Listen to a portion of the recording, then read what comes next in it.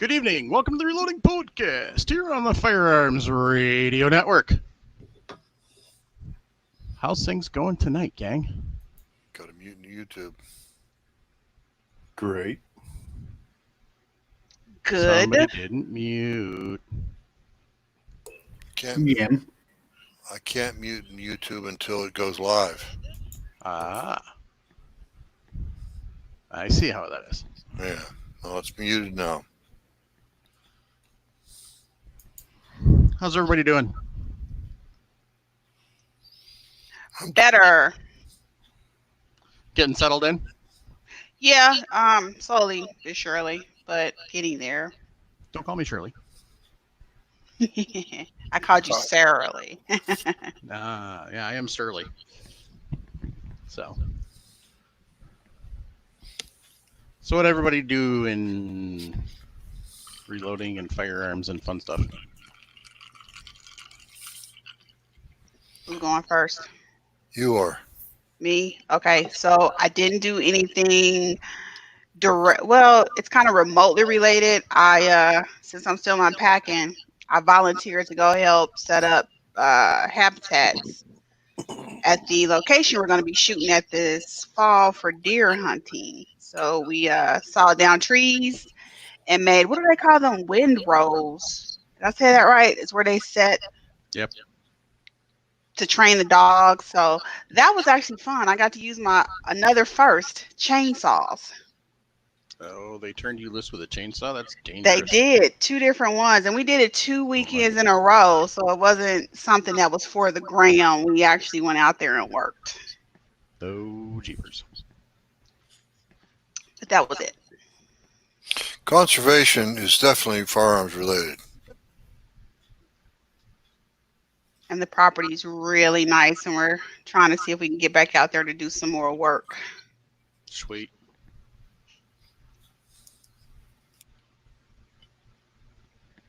Why am I not How finding about you, that? Curly Man?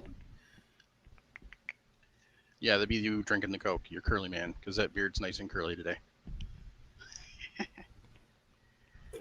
So I got back from a 3-day 3-gun shoot. Had a great time. Do you want me to end it at that? Or you want me to go more into detail? It's up to you. So it was 3 days, 4-hour drive from where I'm at. Stayed up in it's up in the Boise area. So I had some issues, and I'm still editing last week's episode 5 of this week in 3-gun, and then next up will be the one I'm talking about now will go up. So unfortunately, I learned a lot at this big match. There was 10 stages. So next year when I go, my goal is to have no equipment issues. Good luck Because with it that. wasn't, yeah, I know.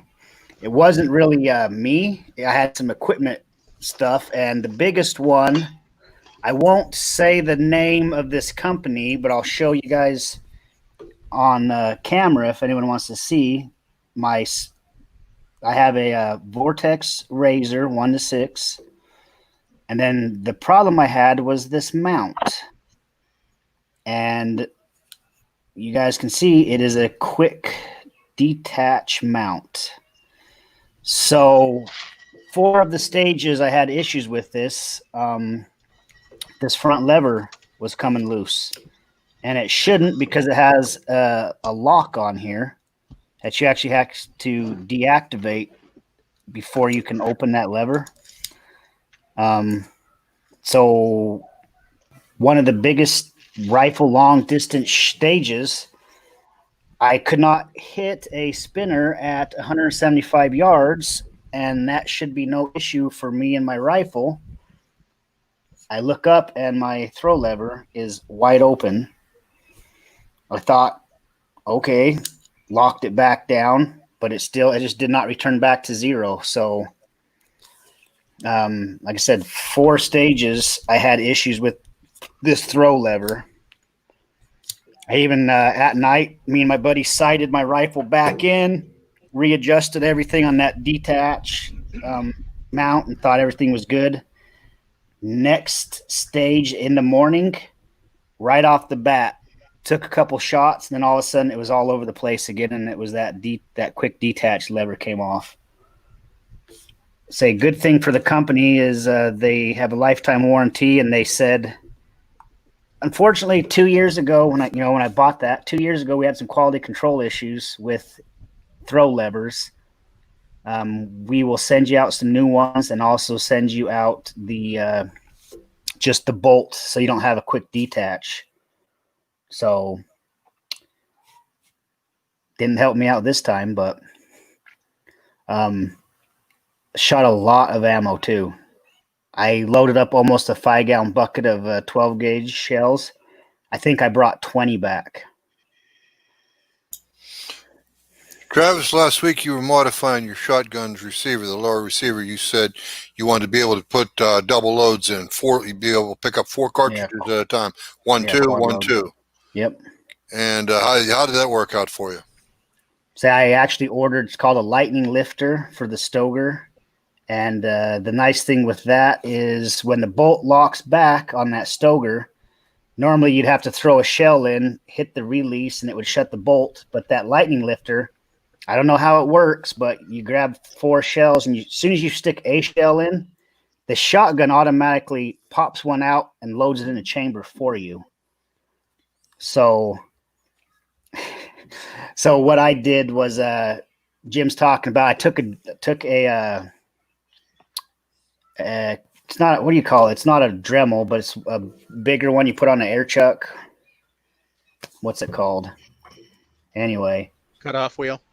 no, not a cutoff wheel, but it has Grinding a big grasp on it. But Oh, anyway, burr. Oh, they're called burrs. yeah, big. Yeah. Anyway, so I hogged out my receiver pretty good with that, and that just smoothed everything out. But yeah, every shotgun ran great for the most part. There was a couple of hiccups with it, but that wasn't anything to complain about. Pistol ran good. It was just this dang rifle, but all in all, it was still a fun thing to go out and do, and I'd do it all over again. Well, Do you Travis, have backup sights? No, I with the distance we were shooting anyway, and under time, on a 3-gun rifle, most guys don't run backup iron sights.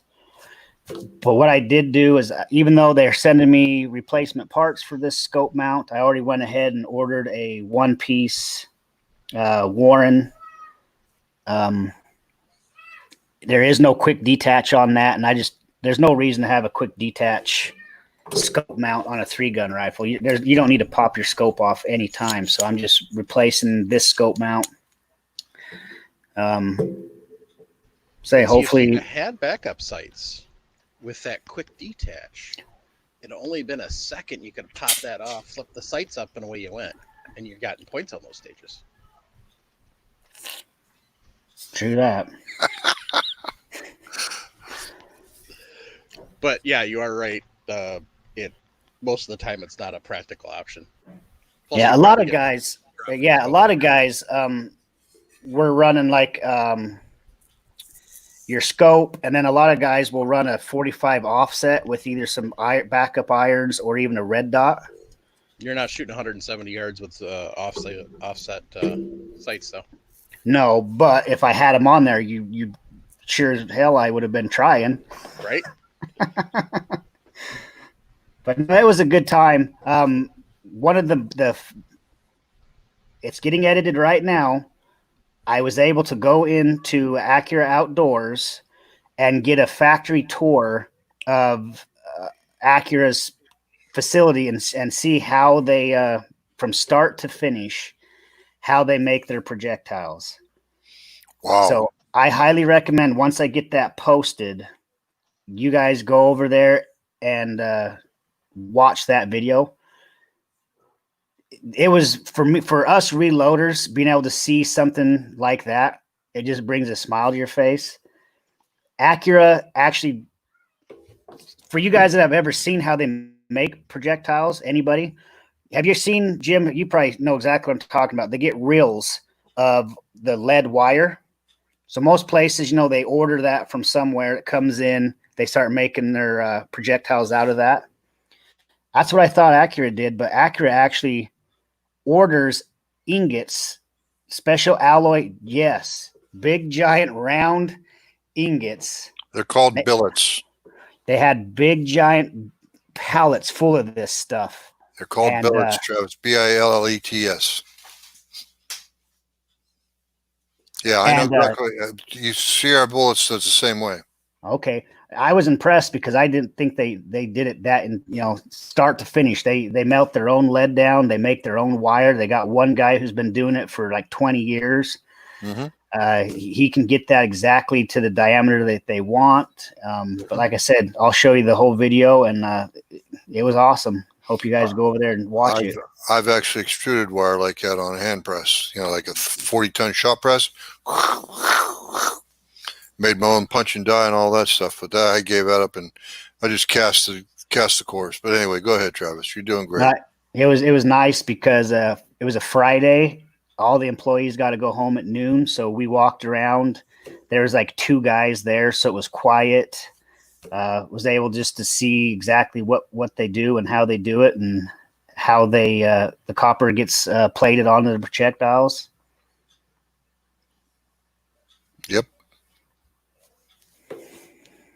So now I know Jason did something because I seen some pictures on Instagram. Wife, woman, let him play. Ooh. Woman, let me play. Mongo, yep. You know anything about that? Maybe. I took a couple of coworkers out to the desert to do some long range, and it's a father-son. Basically, it was to get the son out to shoot and learn something. So they did pretty good. The son, Jeffrey's his name, he consistently hit his target at 1,000 yards. That was a non-issue. First time? It took a couple shots. It took me a while to get him to learn how to be stable on the rifle. What I meant, Jason, sorry, was it his first occasion ever trying to shoot 1,000 yards? Yes, sir. Absolutely, it was. Holy cheese! He hit that target so many times it finally knocked it off the chain. And father and Jason must have been damn proud. Oh yeah, absolutely. We went out to 1,240 yards.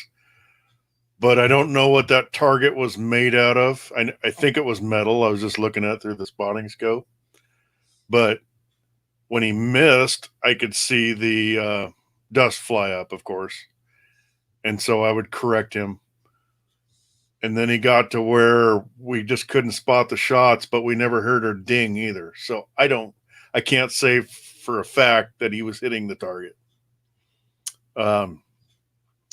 And then we took Travis's gong out to 1,600 yards. By this time, the wind was blowing about 30 miles an hour. It was getting a little rough out there. Yeah, it would be. And he walked it in real damn close. He never got a hit, but he got it, like within 4 inches of the target a few times. So, well, look, the question is, Jason, this is a stupid question because I know the answer, but why don't you run out there and check your targets? It's a long ways to go. Yeah, it's that 1,600 yards. You're only 100 yards, 125 yards shy, 128 yards shy of 1 mile. The 1,600, we drive around the back and then walk down the hill and we set it up. Yep. So that's one trip to set it up and one trip to pick it up, and that's it. Yes, sir. I tried shooting at the 1,600, but he never could spot my shots, so I just gave up. I was just wasting ammo if he can't spot my shots. And then Jeffrey fired my 500 Magnum. So he's a tiny little person. He's very small, and How old is the boy? he's 21 years old. Okay. And his dad shot this pistol before, and so I taught him how to grip a revolver, and told him it's going to recoil, but it's not going to kill you. Just hang on to it. And man, his first shot, that pistol didn't whip very much. He was hanging on to it really well. So he fired about 4 shots, and I fired some, and then I about 60 yards away there was a old dead branch laying in the sand, and I told him to shoot at that, and he actually hit just below it and knocked it up into the air, but it didn't hit the branch itself. Pretty darn good. After the wind came up, I started smelling smoke, so I started looking around. And there was a little campsite, and some rocket scientist decided to build a fire ring underneath 2 pine trees. And all the bark and the needles that have fallen over the years have made a really thick layer of mulch. That started burning. So I went over there and put it out. So you're welcome, Nevada. I saved you. And our coffee gift that we got, I ordered so much coffee from them that they sent me a free mug. So thank you for that. That's nice. That's from Jared Mellon, right? Yep. His family, relatives. His brother-in-law. That's right. We got a Facebook user to ask a question, Jason. You'll appreciate this. He says 500 Magnum, like a Springfield load, Jim. You know, like I always torment Salvatore Cincomani about his trapdoor loads. Mm-hmm. You know, and that damn 454 Casull, I thought it was a 44 Magnum. That is Sal, by the way. Is that you, Sal? Where's he at? He's on Long Island. Well, I meant in the chat here. I didn't see it. Facebook user asking the question, 500 Magnum, like a Springfield load. Yeah, I'm streaming to Facebook again tonight. So. Oh. But when they comment, unless they go jump through a couple hoops, it just comes up as Facebook user. Yeah, he just that's good to see you, Goomba. So.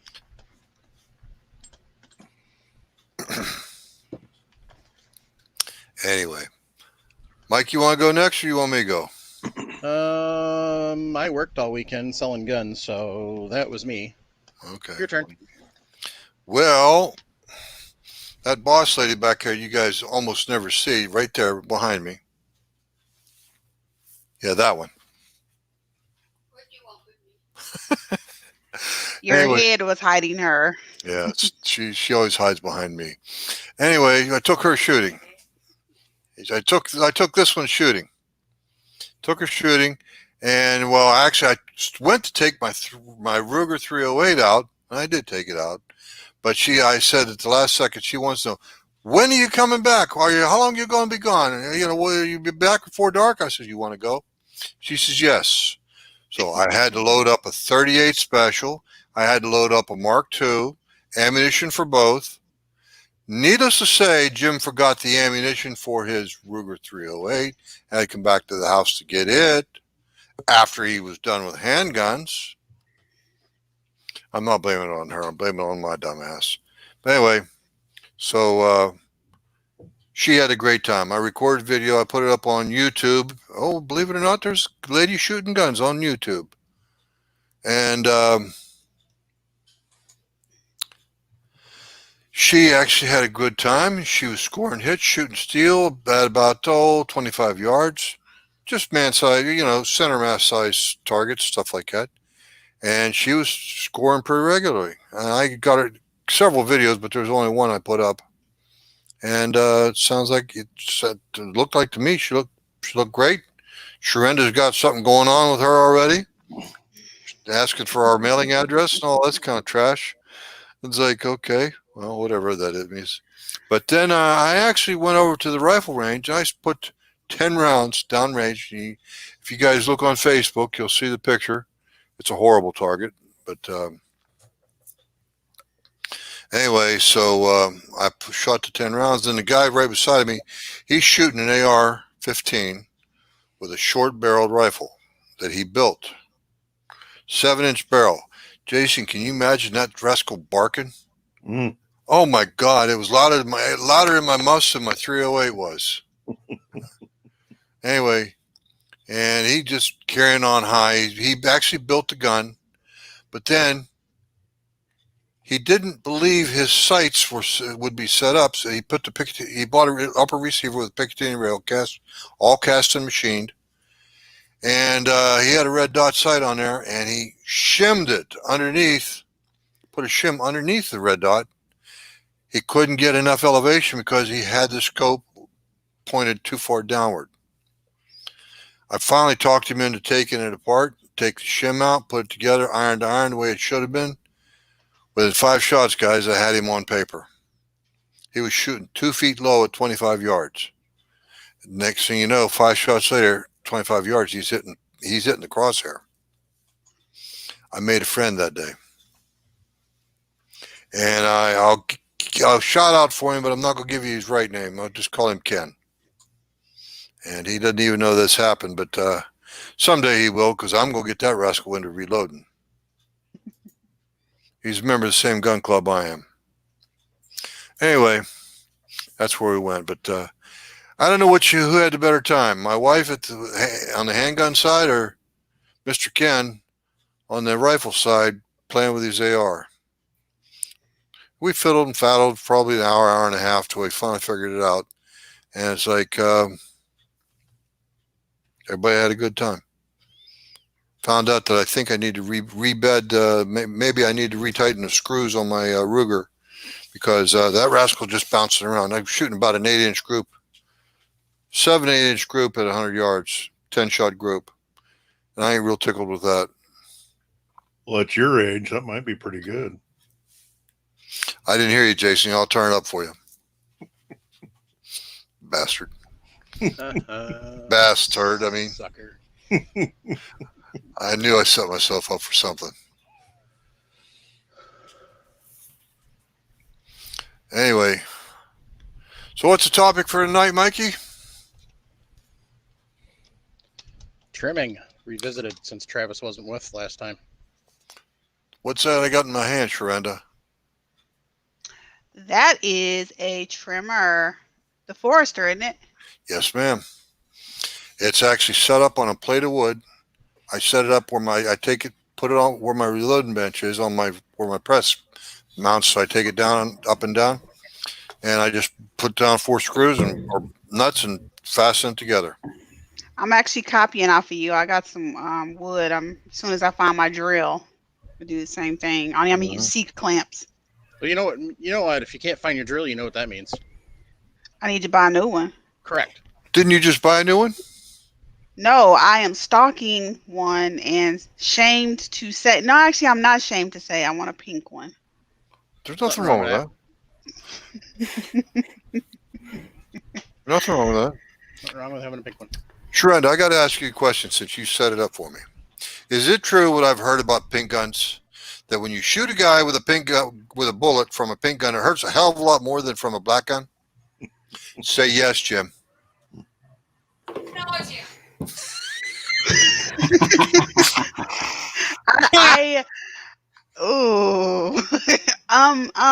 Sure. Whichever doesn't get me in trouble. That's the Sharenda, answer I'm gonna go with. Sharenda, it's Yes. time to plead the fifth because it's a husband-wife argument. Oh, the fifth. okay. I'm gonna definitely plead it. Now I just got asked to buy her a pink gun. She'll try it on me. I bought her a pink gun one time and she hated that damn thing. She made me sell it. Because it was pink. Yeah. You know, pink's not my preference, Good job, but Marissa. if it's free, I'll shoot it. Right? Mikey says you did a good job, Marissa. Thank you. What color is your preference, Sharenda? I'm gonna go with black or gray. Really? Yeah. I don't really like well, so let me rephrase that. If I to carry black or gray, I don't want my gun noticeable. But if I'm out plinking or at the range, I really don't care what color it is. Okay. And Travis likes glitter. He puts glitter on his gun. Yes, he does. Sadly, I do have one that has accidental glitter. Some kid dropped some all over the place. I touched it. I can't get the crap off my gun. Listen, Jason, if I have glitter on me or any of my guns or anything, it's not for me. It's from the girls flocking on me. Sure. So you You know, getting the got some glitter. around your eyes right now, Travis. That's why I said that.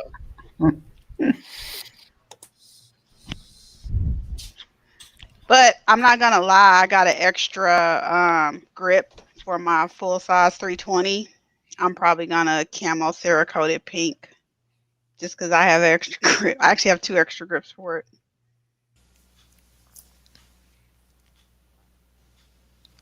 What's a 320? The SIG P320. Ah, okay. I don't follow SIG too much. I used to not to till I won that one. You bet. One guns are good guns. Yes, they are. I got a Glock 22 with an NRA serial number on it that I won. Oh, really? Yeah. Cool.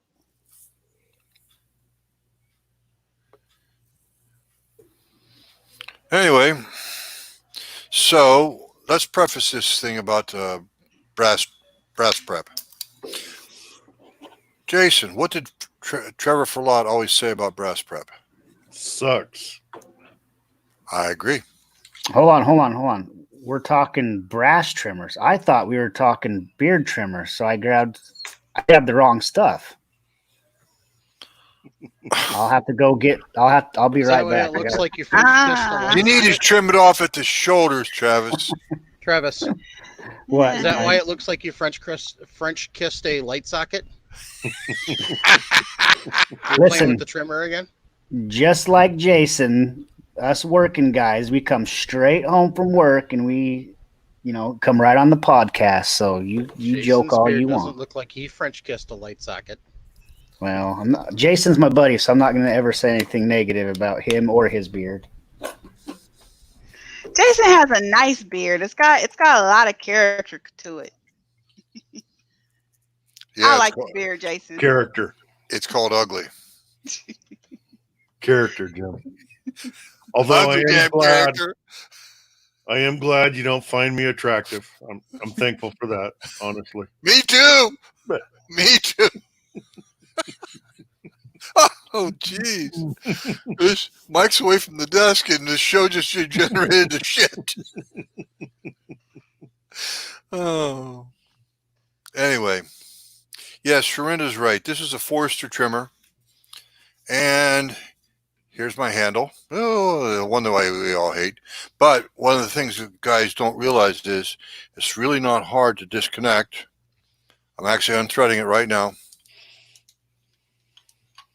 But what I do to speed up my brass trimming is I take my cordless drill and I grip it right here. Not down here on the threads. I could mangle the threads. But my chuck, I chuck it right onto that part of the trimmer right here. And of course the cutter, let me get it up in front of the camera. And of course the cutter right there, I'm not used to working backwards. Can't see too much. It's a 4-tooth cutter. But what I actually have in there in the pocket is a primer pocket scraper. Let's see. I don't have the fancy. There it is. Hope y'all can see that. And all it is just a little spade point, a little chisel made out of solid carbide that I use for scraping the bottom of large primer and small primer pockets. But anyway, that's the tool I have in there at the moment. But where that tool is, that little chisel point, is where the pilot goes to fit into the cartridge in here.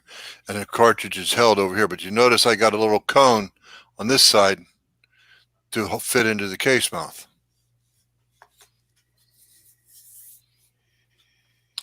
Anyway, Sharonda, why do we need to trim our brass? For consistency, and because when you shoot brass, it tends to, what's the word I'm looking for, elongate or stretch out a little bit. That's right, rifle brass. In particular, rifle brass. Usually don't usually run into that problem with handgun brass because the pressures are so much lower. But any rifle case that you do, whether it be 17 Remington all the way up to the 458, and God bless anybody that's tough enough to take the 458 Magnum and wear a brass out doing that. But anyway, all rifle brass pretty much has enough pressure to stretch the brass. So we have to trim it down. Travis, I know you've done a lot of brass trimming. What's the cartridge length on the trim 2 length for 223 Remington? Was it 2.750? I think it's 1.75, Travis. Okay, one. Yeah, okay. Take off a 1. Forgot to carry the 2. It's 1.750. I think. I could be wrong. I think 308 is 2.015, I think. And you trim No, you're right. Yeah, you're right. the trim, that's the max length, but trim 2 length is 2.005.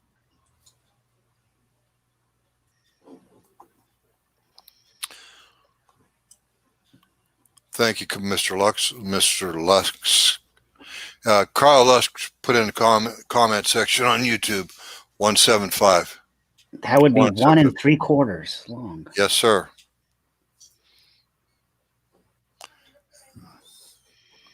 One second, please. I got an idea. I gotta go mute. Go ahead. Oh, let's grab one of these things. These manuals. I bet you it says what trim 2 is. Let's take a look. What is that, Mike? Somebody just found us on Facebook. 6.5. That one back here. 257 Bob. Well, the thing is, Travis and I both made a big mistake when it comes to trimming your brass. We threw numbers out from memory. Travis threw out the wrong number, and my numbers can't be trusted. Are you saying you're old and senile, Jim? No, I'm saying you need to take and check the documentation like Mike's doing right now. Always check your book. Always, always, always, always. That is correct. I actually trimmed my brass to 1.748. Okay. Definitely. So is this Very precise. so is this a do as Mike does and not what Jim and Travis says? Pretty much. Well, Mike's So- checking us out. Hornady 9th says your case trim length is 1.750. Okay. What does it say about 308 cases, Mike? I'm not going to get that out yet.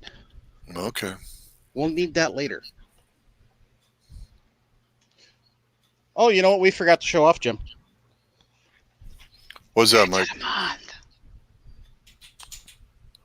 Oh, I've already put mine up on Facebook. Hold on a second. I got to mute. So you guys talk. Talk, talk, talk, talk, talk, talk, talk. Oh, I'm glad y'all brought that up. I need to do change of address on mine. You better get going, girl. Thanks, Chris Sharp. Appreciate that. Paul Law's got it too. But you see, those guys are documenting for us. So there it is, Travis, in black and white. Yeah, but they're cheating because I wanted to share that later. So here, Patriot Patch Company patch of the month for June. Is that an M203 barrel underneath? Oh, that's just a firecracker. It's a firecracker.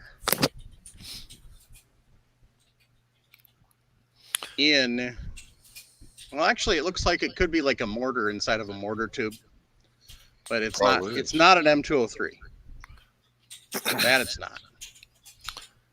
It is a A2 style rifle, though. An M203 can save your bacon. Or help you make bacon if you're pig hunting. Man after my own heart. M203 with some Willie Pete grenades. Game on. Instant barbecue. Yep, set the woods on fire. No, don't set the woods on fire, just the pigs. All right, gang. So back to the seriousness. So, Jim, why is it important to check your overall length? Well, because if the cartridge brass stretches too much, like if it grows, a 223 case goes out to 1/780, it may get crammed up into the chamber, up in the forward end of the chamber. It might get crammed up in there, and it's just not. You're going to take and force the mouth of the case more tightly against the bullet itself, creating a seriously dangerous pressure situation. So I shouldn't just throw this in this little thing and just keep turning? Well, you can turn it all you want to, but you got to check your length with your dial I calipers. can't just sit here and keep trimming and trimming and trimming and then say, that looks good? No, I told you, you got to trim. You got to check it with your calipers. Well, what fun are you? Well, you want me to go back out the garage and get my calipers? Or are you going to use the ones you have there in your hand? We can use these. Oh, no, you don't want to use that. My God, Mike. But these are the ones that RCBS used to send with the rock chucker kit. Mike, get your dial digital calipers out and get on that cartridge case. Don't use that old vernier caliper. That thing's only good to 1/28 of an inch anyway. Right.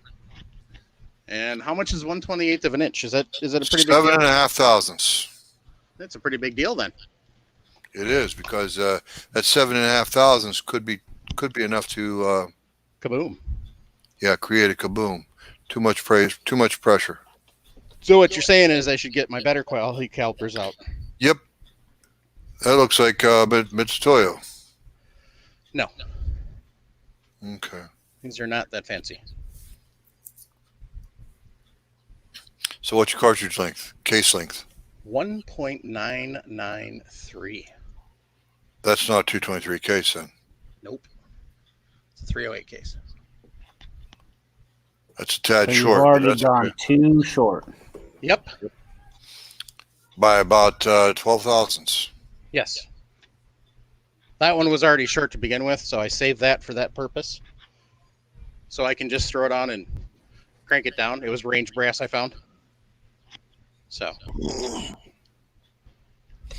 I can't just slap it in there and turn it loose, huh? No, you know you can't. Well, what fun is that?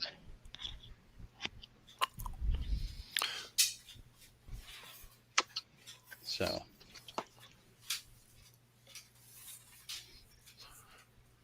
all right. And the other thing is I have a new toy to play with since the last time we did this.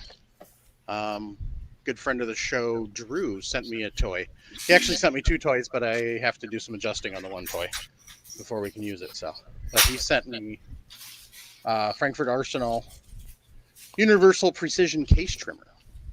So this is designed to use in a drill. So I'll show that off later, along with the other stuff I got sitting here. All right. So, what is so important about case length, as you were explaining earlier, Jim? Well, like I said, if the case is too long, you're going to wind up jamming it up into the forward end, into the lead, possibly of the rifling, if you can get it up that far, because that's going to take a lot of pressure on the bolt. You're going to super crimp that bullet, and you're going to create a hell of a pressure situation. Yeah, you just beat me to it. I was going to say also for the guys who are seating and crimping at the same time in one of their dies, they're going to get varying crimp length. They're going to, especially for a new guy, when they start running stuff like this, they're going to think they're doing something wrong if they don't trim and know what they're doing. They're going to start crimping their, let's just use 223 with a cantilever.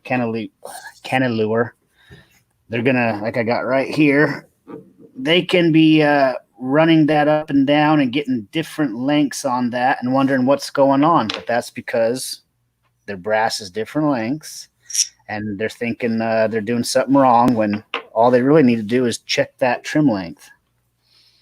Well, essentially, they are doing something wrong because they aren't checking their trim length. And then another important thing we should mention is, like, you've got Jim and I've got a different version right here. And we're in the chat, we're talking about the Lyman Express trimmer.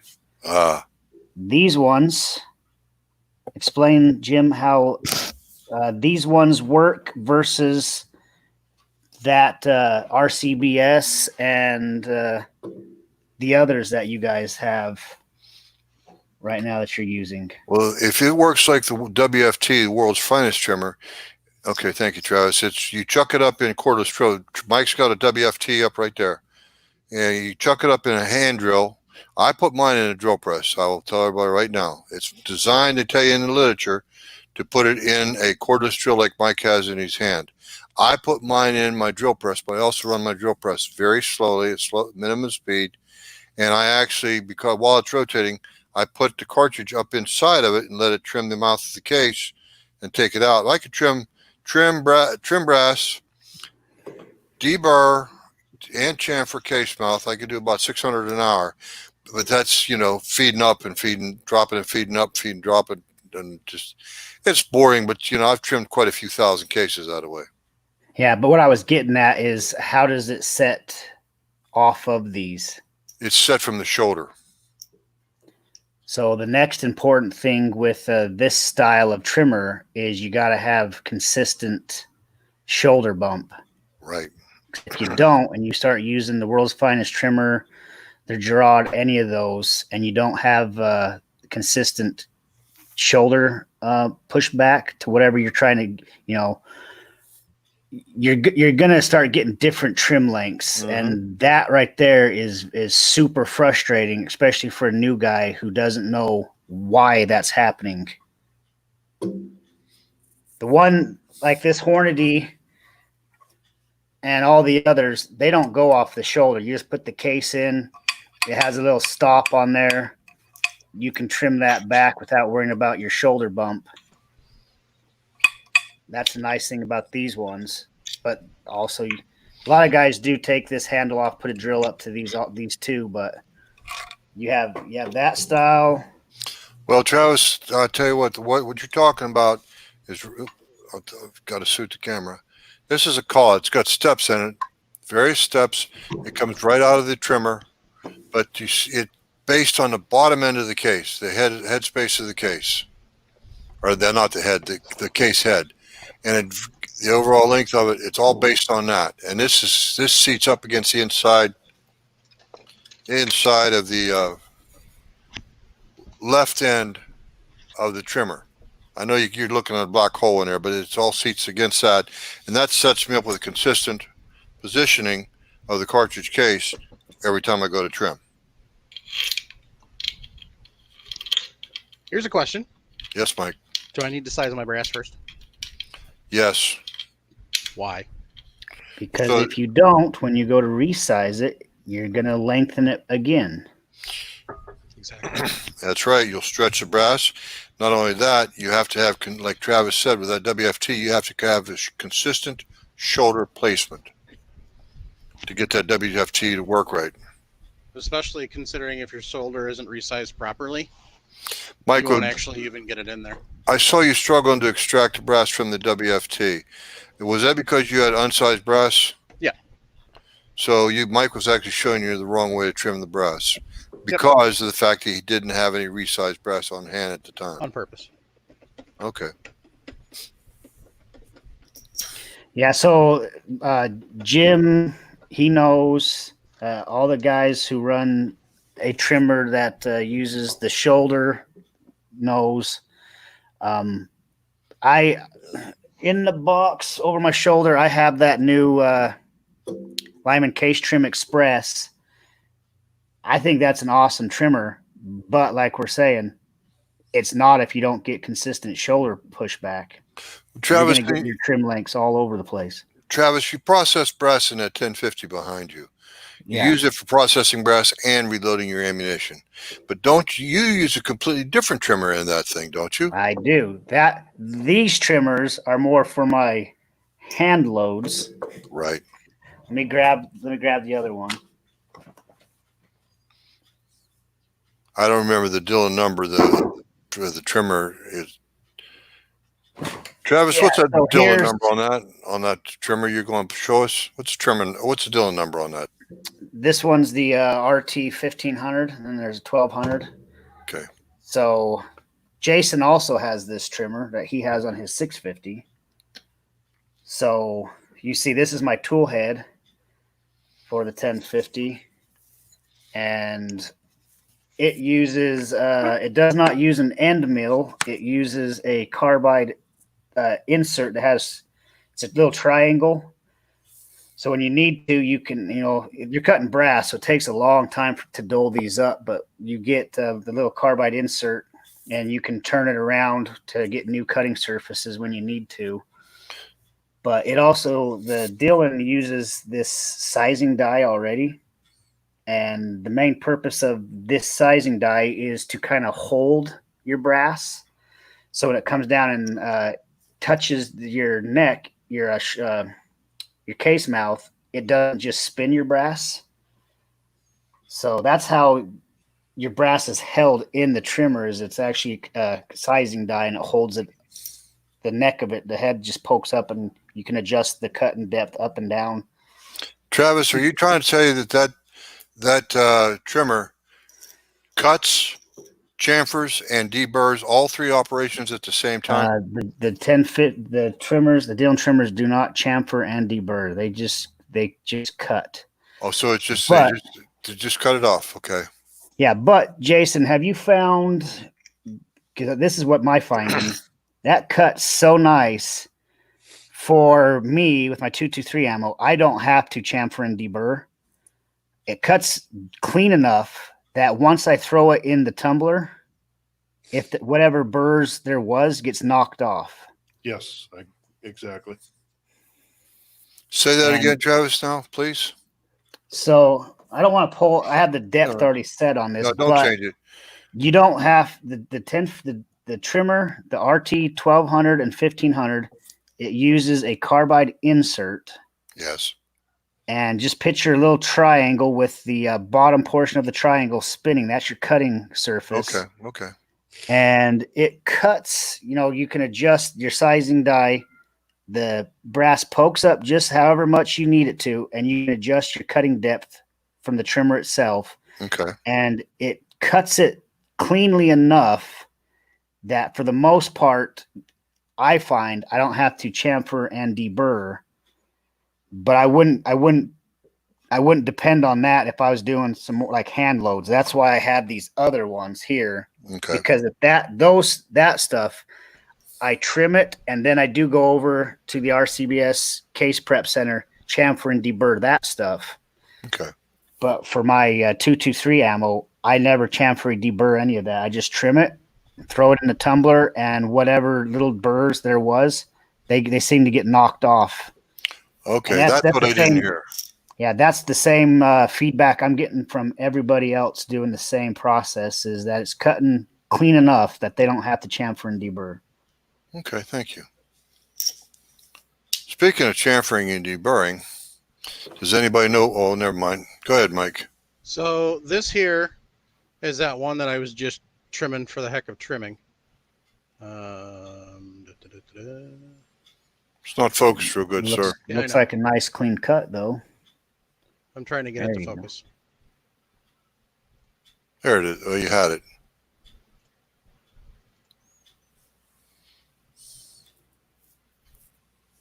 There it is. There it is. There it is. Yep, So right you can see how it's a little rough. Yep. So See what I'm the- going to do, You can See the see burr. that it's more squared off. So it, is I'm going to grab the basic of all basic chamfer and deburring tools, which is, the handheld. The Lee. Yep. and I'm just going to zip it. And then it goes on the outside. Just chamfered and deburred right there. And now you can see the difference. Now all Mike's got to do is do that 999 times more, and he'll have 1,000 cases chamfered Right. and deburred. Now, see, if I wanted to do that another way, I could take the precision prep tool from Little Crow Gunworks. Do the same thing. And you can see it does even a little better job. And then I also could take the Hornady, and I'll have to probably refocus for this. Dang, damn it. Crap on the bench. It's working, but yeah, thank you. Ooh, So, and then I could take the Hornady one and do Ooh, the same thing. Yeah, see, now we're talking. Now this is more my speed right here. that's a good looking case mouth. Well, it better be after 3 times of Travis. chamfering and deburring, for crying out loud. Yes, you're right. What'd you say, Sharenda? Travis is so bougie and a I know gadget he is. whore. He is absolutely bougie, and he is absolutely a gadget whore. No, listen, I I'm can kind say of proud of him for being able to do that. I shoot, thousands of rounds, so I just cannot. My hands just cannot take handling the brass that much. Boy, did you fall into that I one, just Travis. saw. He said, "I cannot." I cannot. My delicate little hands just cannot handle that. So, speaking of when I'm chamfering and deburring, so Russ Brumbelow was talking about how he can't stand people knife edging. Whoops. Oh, crap, I closed that down too soon. Hang on, gang. Knife edging, that means creating a sharp knife edge on the mouth of the case. When you're chamfering. Deburring too much and chamfering too much. So basically what he's talking about is, as Jim was saying, you chamfer and deburr so much that it actually is very razor thin, which this is not. But it creates a razor edge on the brass. You can use that for a paper cutter. Yeah, this one's still reasonably thick. Yep, but you're well on the way to making that knife edge. Yeah, if I was to spend more time doing it. I mean, this is not normal. Normally a case in my hands does not get chamfered and deburred 3 times. It's a one and done process. So, but since we're demonstrating.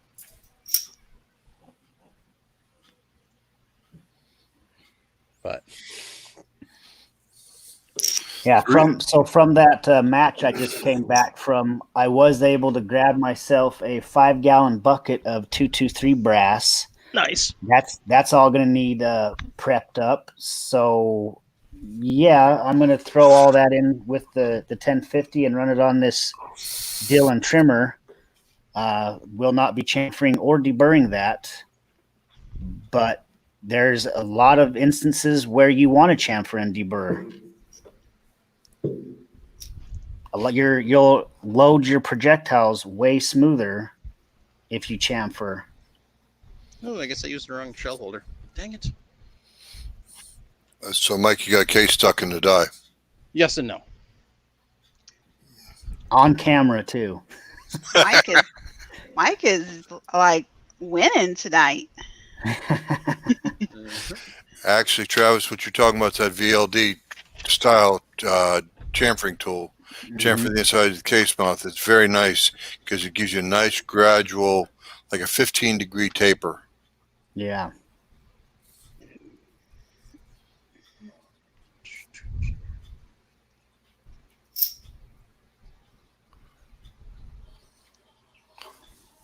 While we're doing that, if you don't mind, I'll bring out my little VLD trimmer or deburring tool.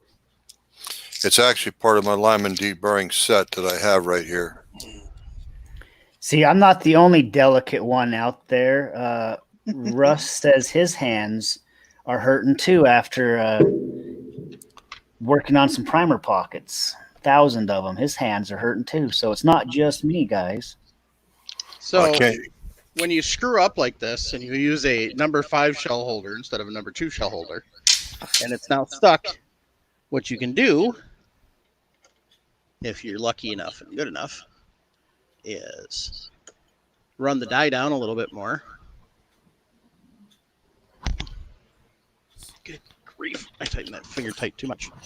So what you do, after you drop your shell holder and then pick it back up, is you run the die down a little bit more and line it up so you can actually slide the shell holder onto the brass at the same time that you are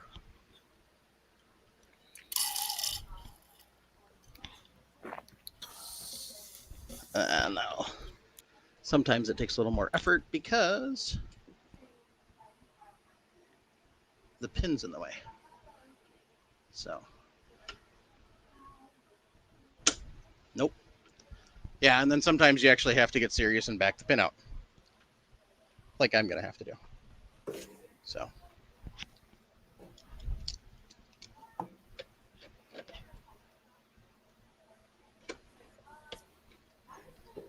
Can we timestamp this for the one time Mike on camera got a piece of brass stuck in his sizing die? Sure. See, this right here could be a whole topic onto itself because I think every one of us has done this. This And if is you actually haven't, the it's first just a time I've matter ever of stuck a when. piece of brass, kids. This is the first time. Yes, ever. Do you have the case extraction kit from RCBS? I think somewhere. I wish I had you guys' he's- problem. He's got it. He's got it. But I don't need the case extraction kit. I do need to but run now- that back up. Okay, Tighten so that now, yeah, if you're lucky, because I've had the same thing happen and I haven't. When this has happened, so what happened right now is he's got the Hornady with the zip spindle. Okay, it actually came out. I've had it to No, where just the zip. The extraction ball's still in there. okay, exactly. So this instance right here has happened to me, and the easiest thing for me to do was actually cut the piece of brass off at like in the center towards the end, so you can get that ball back out.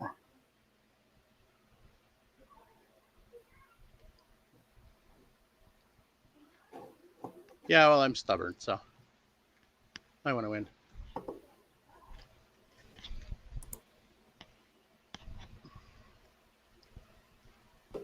So what I should have done is after I got the shell holder successfully onto the brass rim and back into the ram, I should have tightened this back down. But I didn't. So that was my failure. And you know what? I really don't care. I don't mind failing so that other people can learn from it. So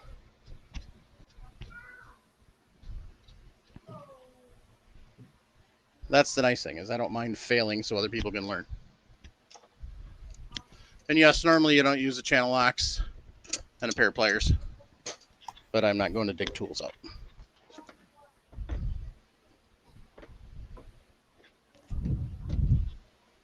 Ta-da! Oh, he's got it. Hey, I feel smart. Now the only problem I did is when I was trying to slide it back on in the first place. Focus that camera in.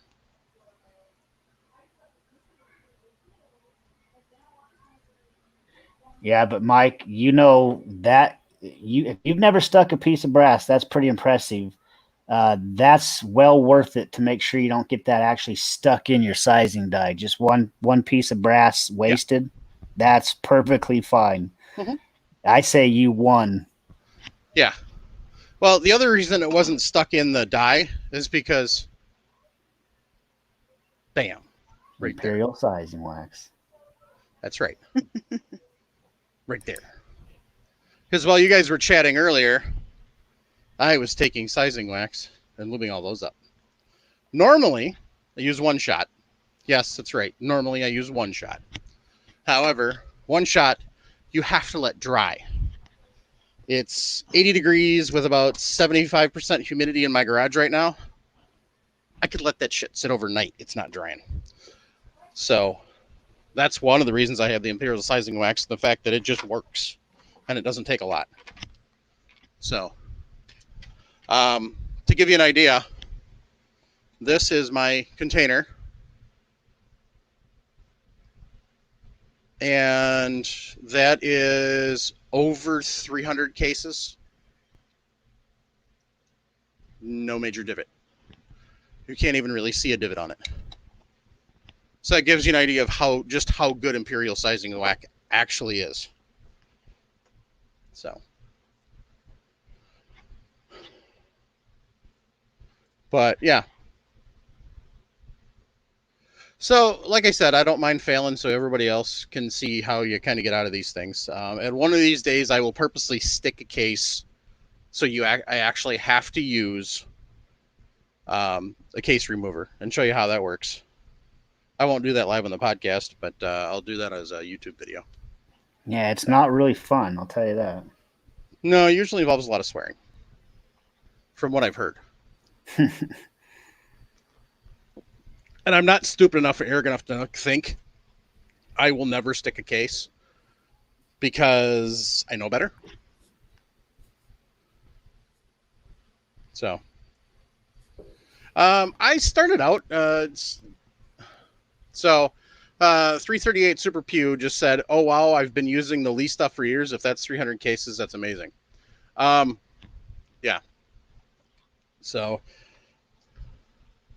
but you know, it's just a really light. So, I used the Lee stuff when I first started, and then I found out there was better stuff out there. So.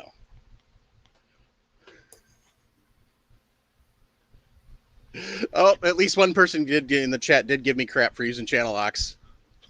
Idaho Rogers USMC said, "Oh yeah, channel locks, right tool for the wrong job." Yes, correct. But I admitted it first, so.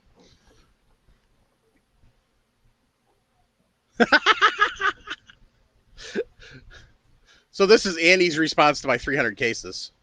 No, actually it was 17 HMR. He said 300 cases, but he didn't tell you they were 380s.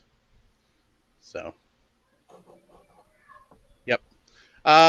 Serious question though from K24. He says, "What's the liquid sizing lube for neck sizing cases you dip the case into?" My guess is, Jason, that's the stuff you use. Lanolin. Yeah. So what's the one that's a powder? None I know of. It's a white powder. What the heck is it? Is it mica? Micah. Yes, that's the one. Okay. Yeah, because see, even our CBS stuff is liquid. Yeah, you're right, Jason Travis. It's mica. And the other stuff Jason uses, what he didn't tell you, Mike didn't ask. Jason, what do you cut that lanolin with? Isopropyl alcohol. You use the automotive grade, right? The liquid heat? ISO heat. Yeah, I something like don't Yellow use bottle or red ISO bottle? heat. I get, I think it's 90%. Yeah. From the drugstore. Okay.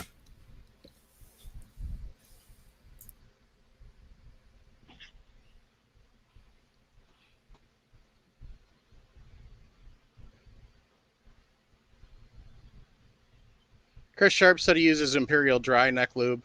I've never used that stuff, but Brian Buffard also said dry graphite, and then in addition to the mica, but he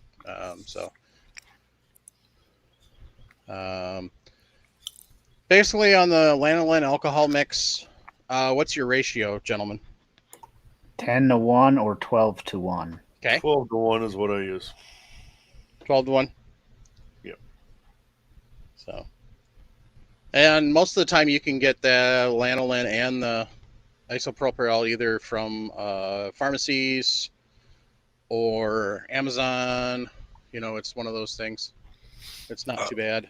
I got my last shipment of lanolin from Amazon.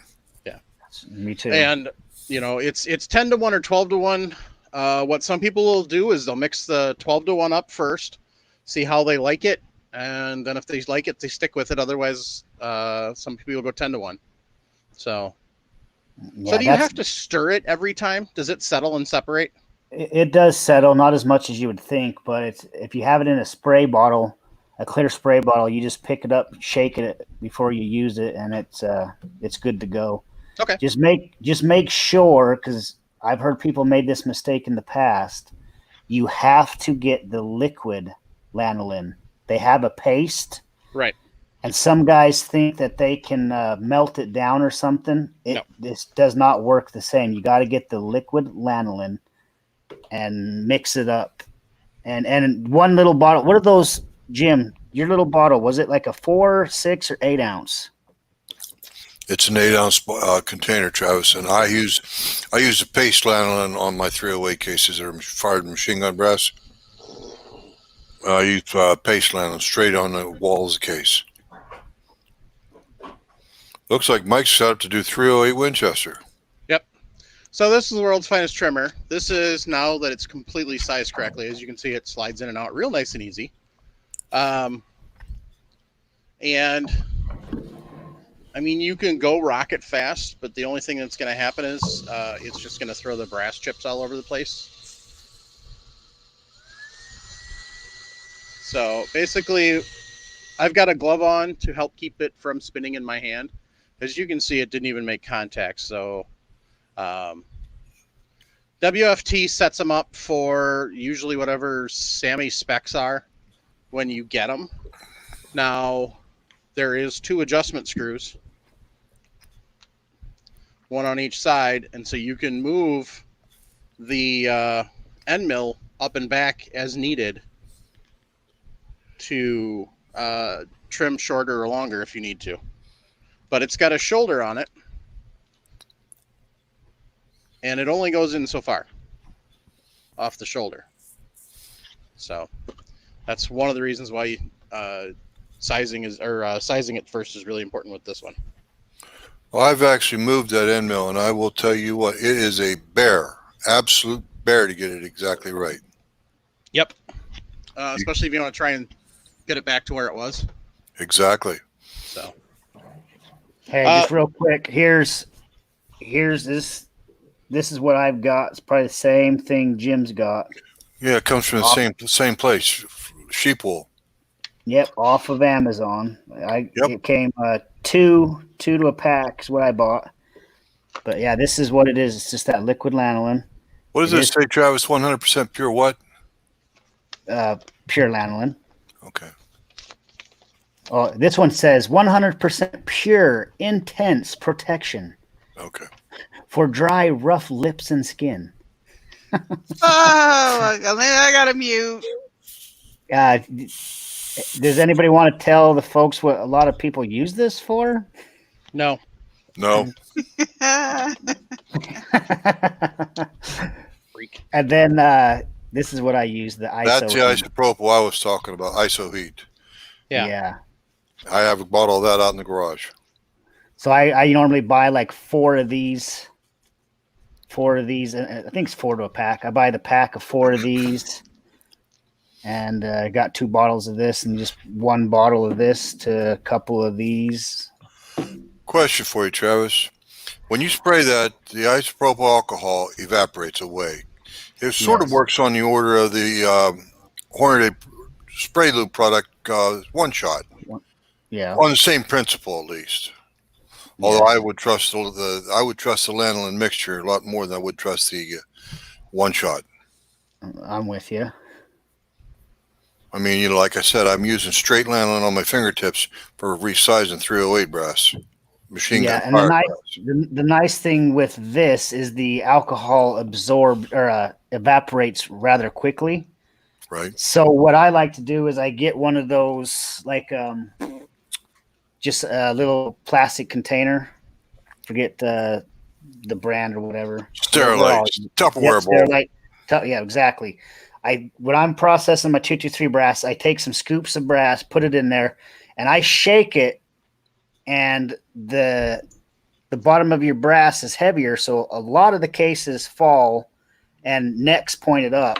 So I shake it around till that happens, and then I spray all of them I can, a couple squirts. That gets some of the lanolin alcohol mix onto the lip of your brass. I shake it up, spray the outsides. I just shake it all up, get them nice and coated, set them down, and then I start doing some other stuff back here. And by the time I'm ready, the alcohol has evaporated. So then I can just throw it into the what is that thing?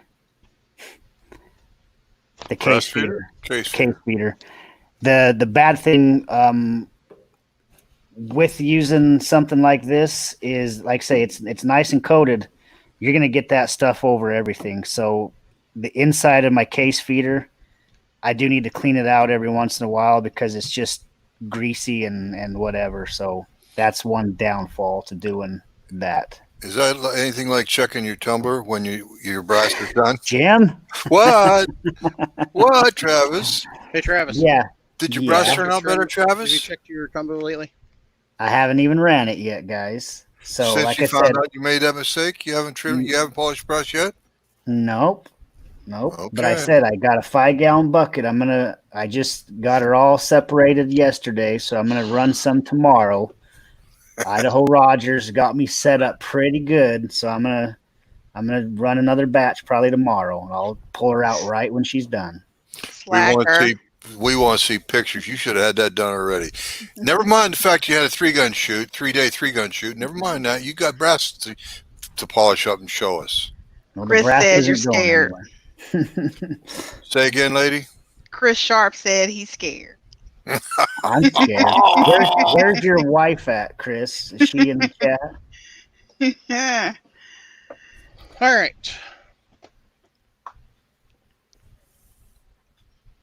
So We do have. now a we're going to listener talk about the Frankfurt Arsenal Universal Precision Case Trimmer. So basically, it does have an end mill in here, kind of like World's WFT. finest trimmer. World Finest Trimmer and the Gerard and a whole bunch of the other ones. You can kind of see it there. So hold on, I can barely see it. Is that like a proprietary end mill though? Is this like a sawtooth cutter? Because that doesn't look like a standard end mill. Yeah, that's not a standard end It's a mill. 4-tooth end mill. So, But correct, Jim, that is not like a standard end mill. That Yeah, looks you're like right. It's a 4-tooth cutter. It looks like either that. It's got great relief on it. yeah, it's not a regular end mill, I should say. So here's the diagram, and it's just a little case cutter. Okay. That's So it's still better. replaceable. Yep. But it's not a true end mill. But it looks like the nice thing is it has markings on there, so you can kind of get in the ballpark and then adjust thousandths inch at a time. Is that what it is, or is that? Kind of. Let's see. So how this is designed to work is it has different setups for different cases.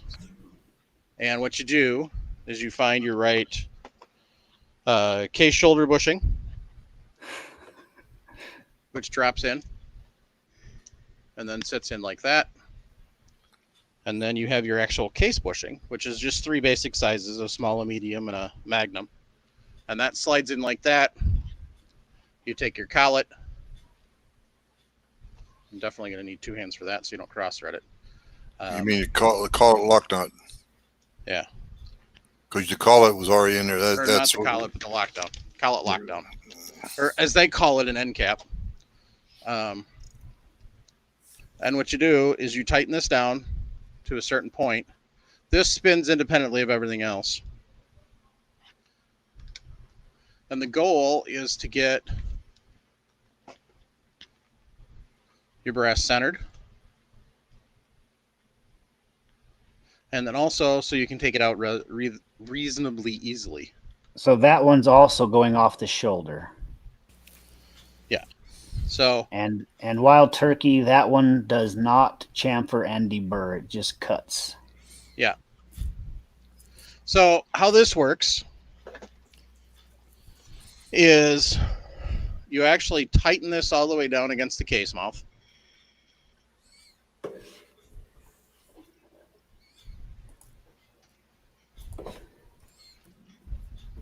But the problem is if you're not holding it tight, it'll walk the case back out.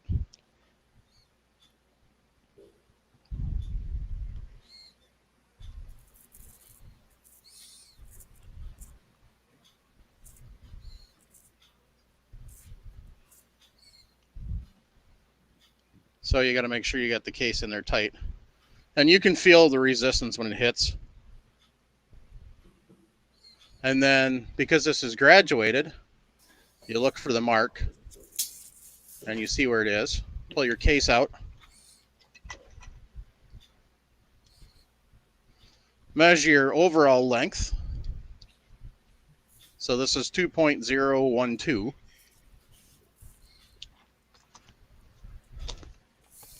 And then we need to be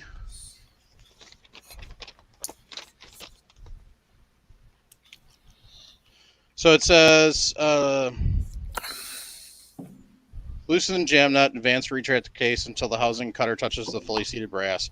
Tighten the jam nut, making sure the case doesn't move. Remove the brass case using a pair of calipers. Find the overall length of the piece of brass. Using a measurement, subtract the overall length you want the brass to be, finding the difference.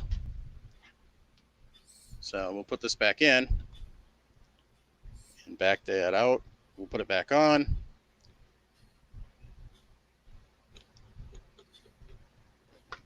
Make sure we get it nice and tight. Walk it out till it hits. Take our jam nut, tighten that down. And then we've got our gradient mark here. Take the case out. 25. So it's 2.011. And what do we want to get it to? 2.005.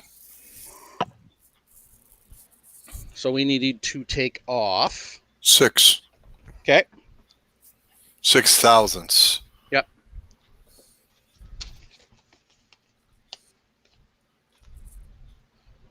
So it has course marks, which you can't see because they're buried, but I'll show you on the manual.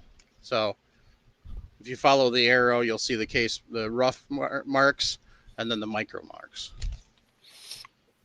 Your rough marks.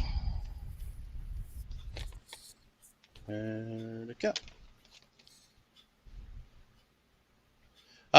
So the micro is a thousandth of adjustment, and then your rough mark is 10. So, I think, or does it not say? No, it doesn't actually say what the rough is. So each micro is a thousandth, and we need to take 6 thousandths off. So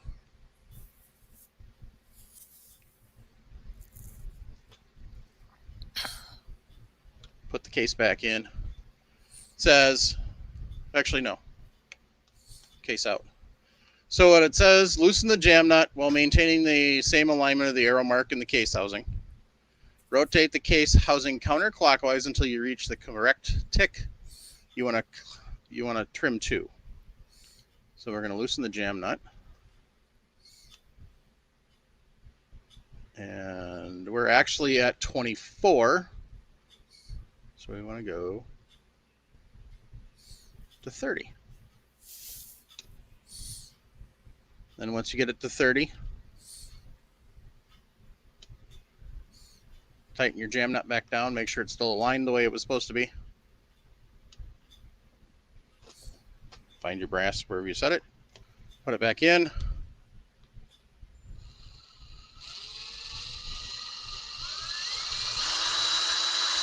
And away you go. So, as you can see, it's nice and shiny from being trimmed. And let's see how we did.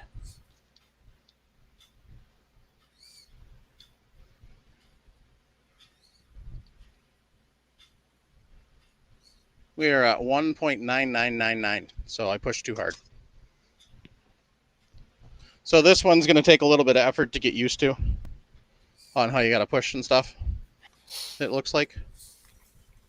But otherwise, I mean, once you get it set, it should be nice and easy because you're just going to pop this in and out because your brass just pops in and out.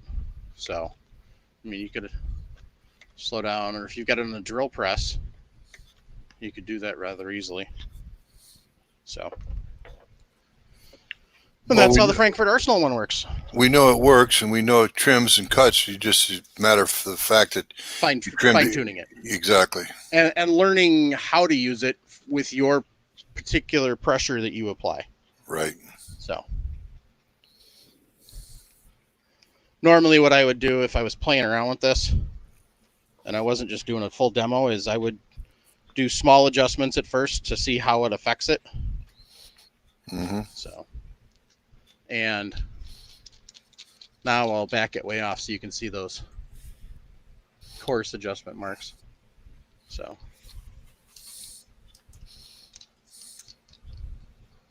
but like everything else, it's, you know, working at it and getting used to knowing your tools, and which is a lot of what reloading is about, is learning your tools and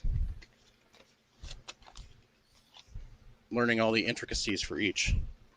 So yeah, I definitely say this, if you don't have a trimmer, this one wouldn't be a bad one to pick up. So Frankfurt Arsenal's coming a long way towards catering to the niches of the reloading market.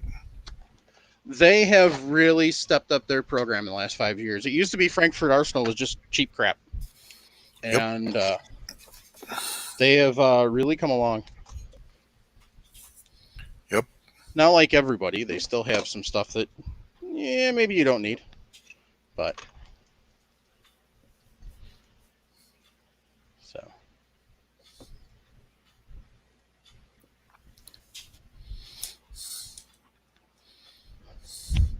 There's another one we didn't talk about. Well, actually, two. We didn't talk about the Lyman. The Lyman and the RCBS are a lot alike. The ones I've got sitting on my bench. Lyman that I've got here, I got on a cheap steel, and it needs to be cleaned up. But how the Lyman works. You're talking about that orange machine. Yeah. So how the Lyman one works is it actually has an adjustable set of jaws in there that when you're not bouncing the tripod all over the place.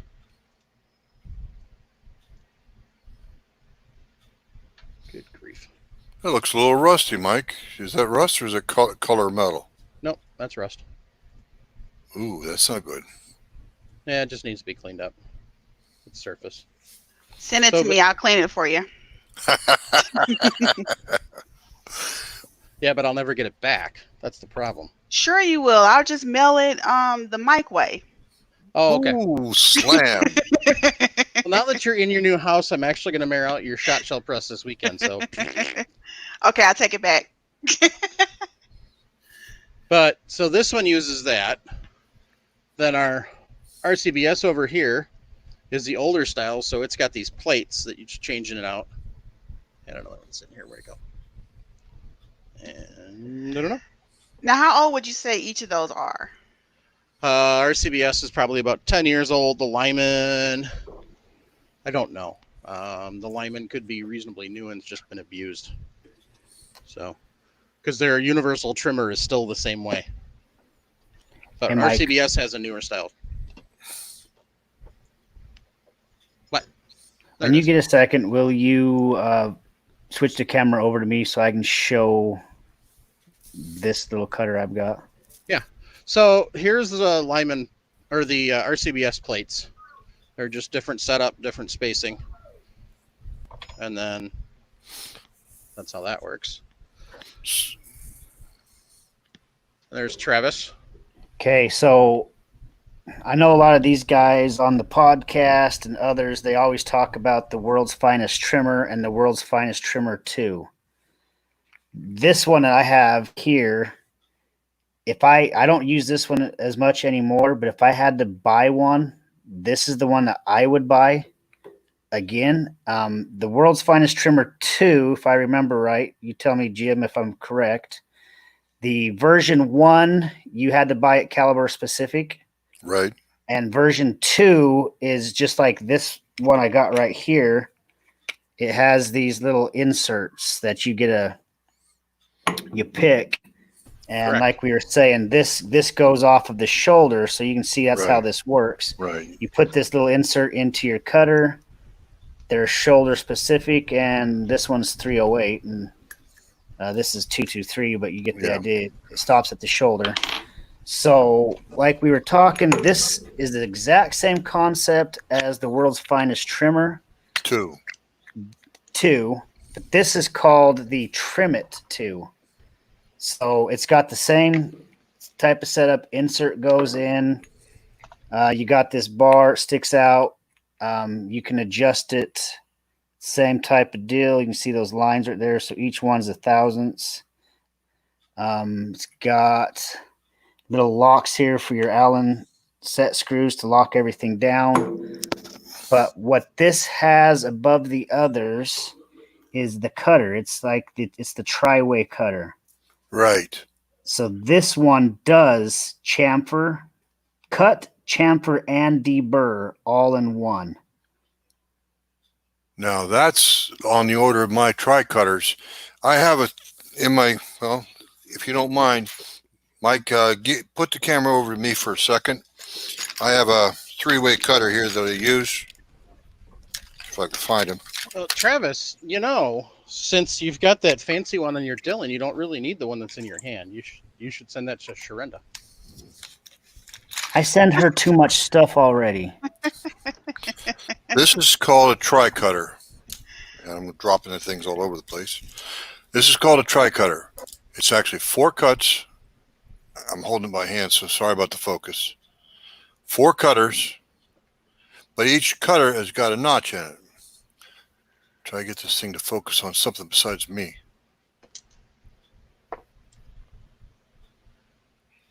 So that one right there chamfers, cuts, and deburrs? Yes, it does, Travis. See the double notches? That fits for the case mouth. That's a 224 Okay. case mouth. So that one is caliber specific. Yes, it is. But Okay. the company that made these is out of business. But I have some for 270, for 308, and for 224.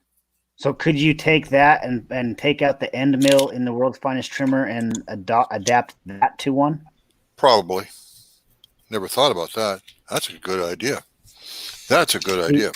That's just what I didn't like about the World's Finest Trimmer is it's just an end mill and you cut it, then you still have to go back and chamfer and deburr. An end mill just doesn't cut as nice as like a carbide insert. So I'm coming, folks. Go ahead, Travis. I say this Trim It 2, I don't remember exactly how much they are. Maybe someone can use their Google Foo right now and look it up for us. But this is really nice. It cuts, chamfers, deburrs. It has Mike would have to switch back over to me, but it has so much. Okay, you can see how it works. When this is spinning, here's your cutting lip right here. So it actually Rides on the case mouth. Yeah, let me see. You can see Yep. there's looks Yes. like 2 mountain peaks. Yeah, see a little V notch in it. Yeah, little V notch. That fits right in your case mouth right there, and it cuts it, chamfers, and deburrs. And then you can see you can adjust it, just dial it in just perfectly. It's got all left, right, up, down. The cutter can move side to side. Well, side to side, that gives you a wide variety of calibers. Yeah, you don't. This cutter here is not caliber specific, but these inserts are because you do need to Right. come off the shoulder neck. But say you can buy the whole unit and then pick out a couple of your favorite calibers and get these inserts. It might be $200. Oh, Chris Sharp says it's $129 on Brownells. Wow. And if you had to pick between this and the World's Finest Trimmer, my suggestion is give this a look because it's one cut and you're done. No handling it 3 times. Well, that's why I use my tri-cutters. But unfortunately, the poor old tri cutters have been used so much that they're actually getting dull. They're actually leaving burrs behind. Yeah, and then like you said, that company's out of business now anyway. Yeah, a lot of good that does.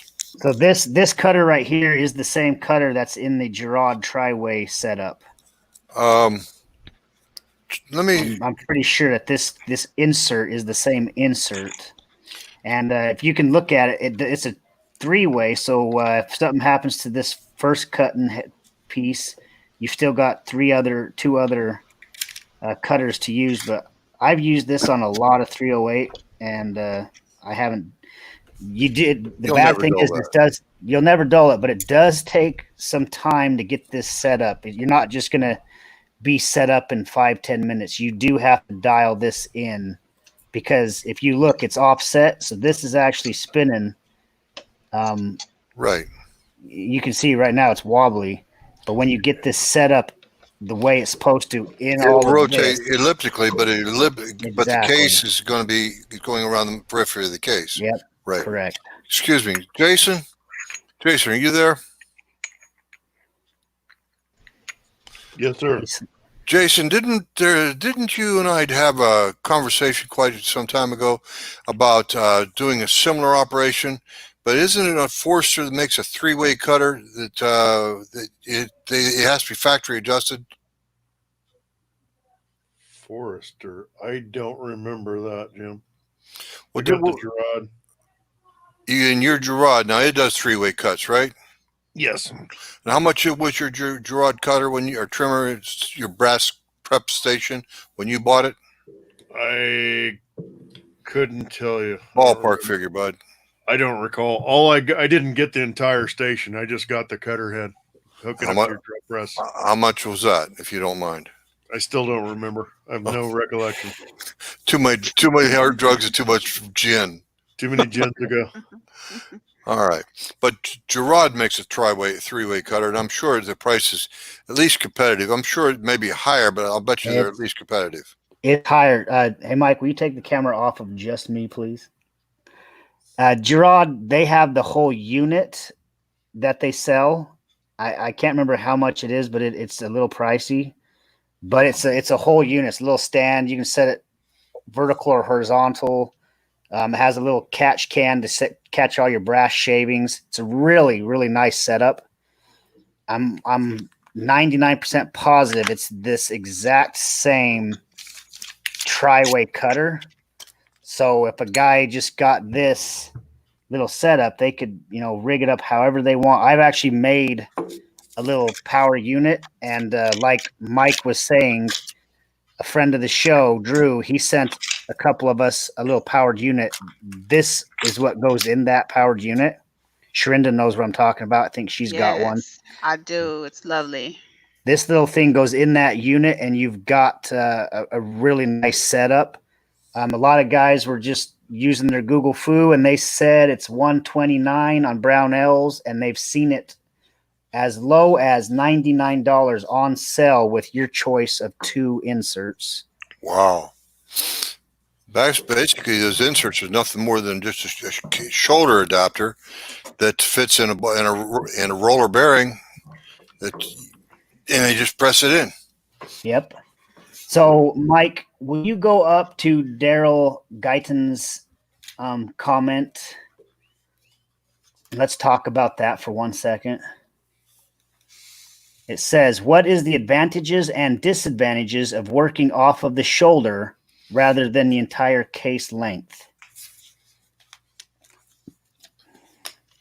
So like we kind of said a little bit earlier, if you don't get consistent shoulder pushback or bump, your trim lengths are going to be all over the place, because that's what's setting your trim length. So if you don't have that right, your trim length's going to be way off. But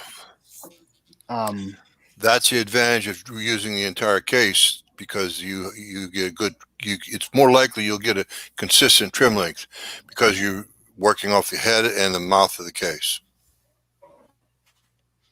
But there's nothing wrong with the shoulder system. It just, you have to work consistently. And so one of the Facebook users in our live chat said that it would appear that he's saying that Gerard setup is about $400. It really is a nice setup. There's one nicer, in my opinion. I can't remember who makes it. It's not very old. It might be Henderson something. They kind of have the same type of a setup, and it's really precise, really nice setup, very expensive, not for the common guy to pick up. It is motorized. If I can remember who that is. It sounds like that would be for the commercial reloader. No, it's more for the precision shooter. Oh, for the benchies. Yes. But is there any other advantages and disadvantages, Jim? I think there's a whole lot more. Speed. The shoulder, working from the shoulder, as long as your shoulders are consistent, you'd have speed.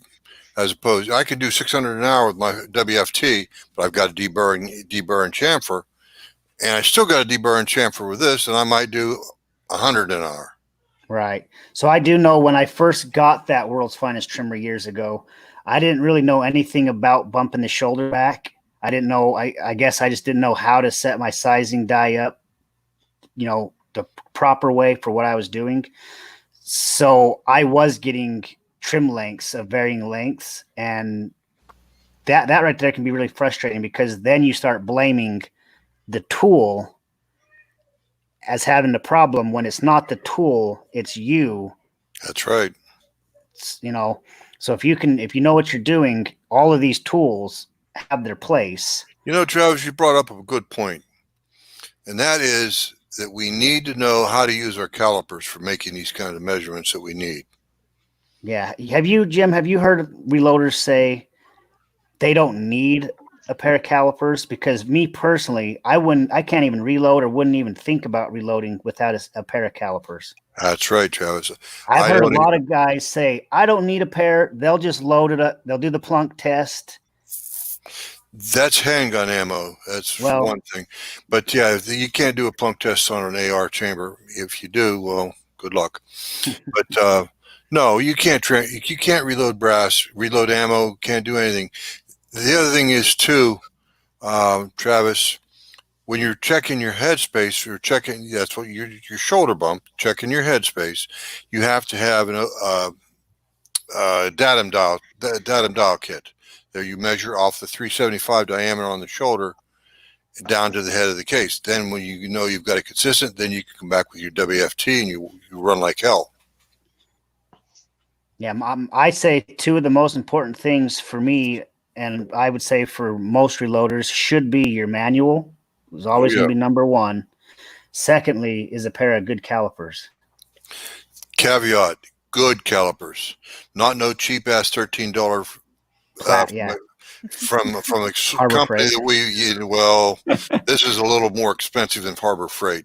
But you get the idea. You want a decent set of calipers. And I will tell you this, guys. I have 2 sets of dial calipers now. 2 sets. They're both exactly the same, and neither one of them relies on the battery. Imagine that. And that $13 set that I have out in the garage that I'm fixing to throw away because they're scrap, because the battery door, the teeth or the fingers of the battery door wore out because I had to change batteries so damned often. Well, and that bugger that. But anyway. Okay, Chris Sharp is our Google Fu master here. He said that trimmer I was talking about, it is the Henderson trimmer. Yes. Retails for $729. Yep.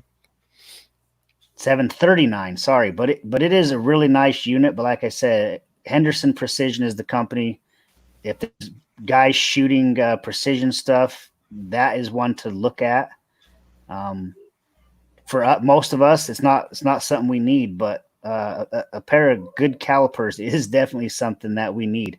For what Mike's getting ready to show us, for what we've talked about, you can't do any of this stuff without a pair of calipers.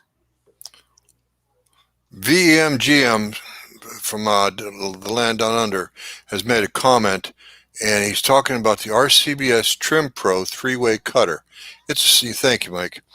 And I do believe that's exactly what we've been talking about, three-way cutter, so we don't have to trim, deburr, and cut. We can do it all at one time. Yeah, RCBS has one that you can do all in one shot. But it's actually, I believe, an addition. In addition to what, Mike? An addition. Oh, and addition. ADDITION. Okay. Addition. One of our listeners, one of our chat members asked the question, do we prefer calipers or mics? Well, it would depend upon the occasion. I can't think of a very easy way to use a micrometer to measure the case length of an open mouth case. You know, it can be done, but dial calipers, my dial calipers, they're much faster. But if you're using a micrometer, that's okay for a piston or measuring the OD of a piston or something round like that, but not for measuring brass. The go-to tool in our case, or the reloader's case, would be a good set of dial calipers, and I do mean quality. After all, you are spending money to take and help you build your ammunition as best you can. What price are you going to set on building quality ammo? We're talking about building ammo better than the stuff from the factory because it's matched to our guns. Yep. Okay, so here is the three-way, the Trim Pro three-way, and basically what this does is this screws onto the existing. You can do either any of the bench-style trimmers, and then it actually does your chamfer and deburr all at the same time. Nice. Hey, Jim, would you hit 338 Super Pew's question? He's asked it twice, and I think you're the best one to answer that. I'll give it in just a second. I just wanted to show where that goes. So that piece here unscrews, comes out of that shaft, and then that other piece goes in. Okay, so that's what I thought. You actually use that on that. I didn't know you actually use it on that trimmer. That's actually very. Yeah. Very Mike did say it was an addition. 338 Super Pew, in the YouTube chat has asked the question, what would you call consistent deviation on the base to shoulder length? Base to shoulder length?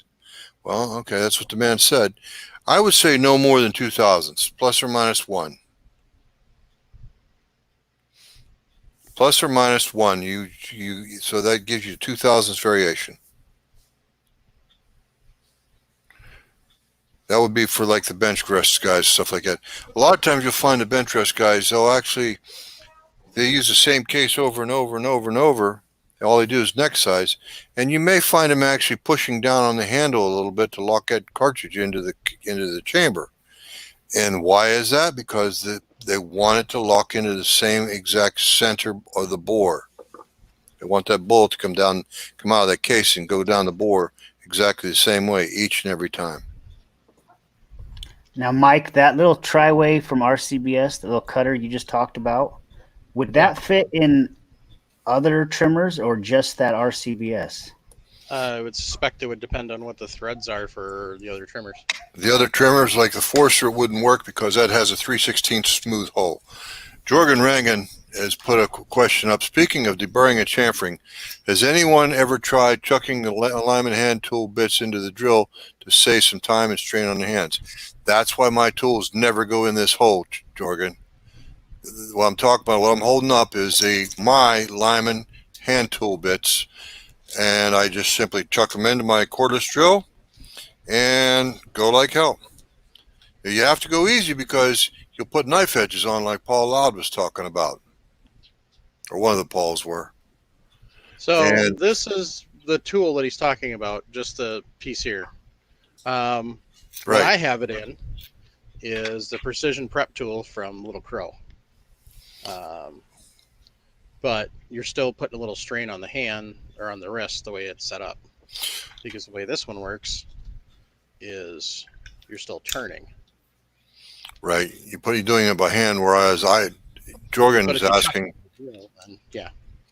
Yep. So, Chuck it up in a hand drill. And the only thing is, you've got to be gentle with it because you will take off too much brass. Yep. Don't ask me why my brass bucket's 3/4 full. so last couple things I want to show are from Lee. First one is their just a hand trimmer. I forgot what they actually call it. Mike, if you would zoom in. Get rid of that. Okay. So what it comes with is it comes with a set like this. So you've got this piece here, and then you've got this piece, which is this piece here, which is your shell holder. And then the rest of it is the cutter, which then the sizer threads into. And then either the drill adapter, or you can use, or it comes with a wooden knob. So, but basically how this one works is slide it through the case, and then it comes out the other end flush. This is one that's already trimmed, so. But what happens? Great giggly. Get back here. Is you try to show somebody something and the brass goes flying all over the place. So this has a solid base to it, so the pin hits it, so you can only go so far. So slide it in just like a regular shell holder, tighten it down, start your drill, and then this feeds in. And if there's nothing to trim, all you're going to wind up doing is when you start pushing, you're going to work the brass right out of the holder. So that's the nice setup on that. And then here is something that RCBS makes. Not very common anymore, but it's a hand chamfer de burr. So this one, like that, like that. Somebody says they used to make a tool this would fit in, but I did. Not sure. I did. I made it. I went to made it on a lathe in the machine shop. No, somebody said that RCBS used to make a. Oh. So. All right, so that's that particular one from Lee. And then the other one is something that somebody asked about earlier in the chat, and that's the quick trim. So the quick trim is actually a setup to use on press. It comes with a die body.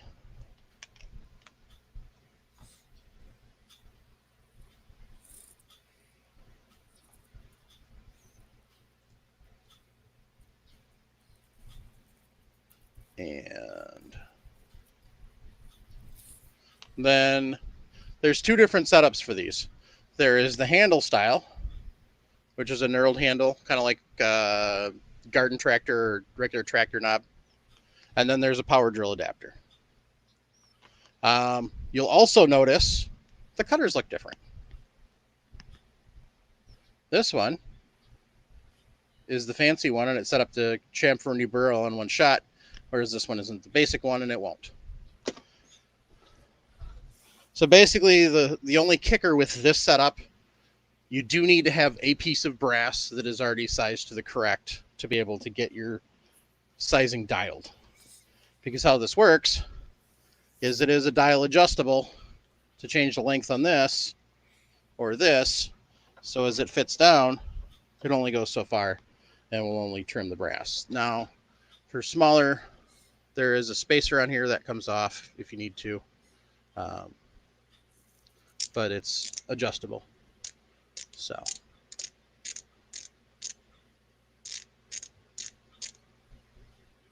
And that's kind of, so you can adjust your trim length or trim depth, and it just pushes down.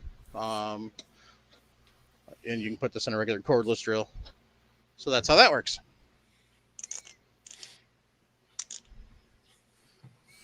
Yes, there are a myriad of other trimmers out there. No, we didn't cover them all. If you guys want to buy them all and send them to me, sure, we'll cover them all.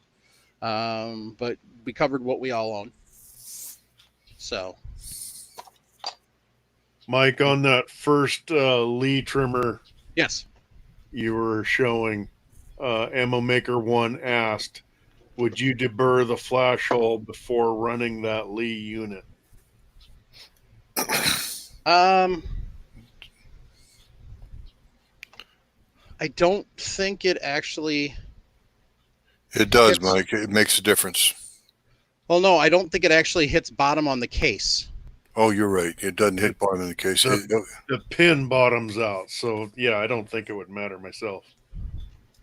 Yeah, because it's not actually the. I'll kind of show you here. Get the drill out of the way. So it actually doesn't bottom out on the bottom of the pin, as you can see. If it bottomed out on the pin would stick out. So it bottoms out on the small diameter, not the large diameter. No, it actually doesn't bottom out on any of this. It bottoms out in that little flat anvil surface in the center of that tool in the hand drill.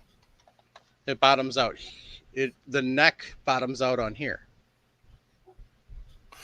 That's the cutter. Yeah. What we're trying to say is, Mike, you can only cut so far. right? Because but the pin there's a small diameter pin that goes through the flash hole. stops on that. Yeah, there. Yeah, that's Perfect. what they're talking about, Mike. Right. The tip, Yeah. the very tip of the pin sets your Yep. depth. So you don't have to worry about the burr that we all know is on In the the flash flash hole.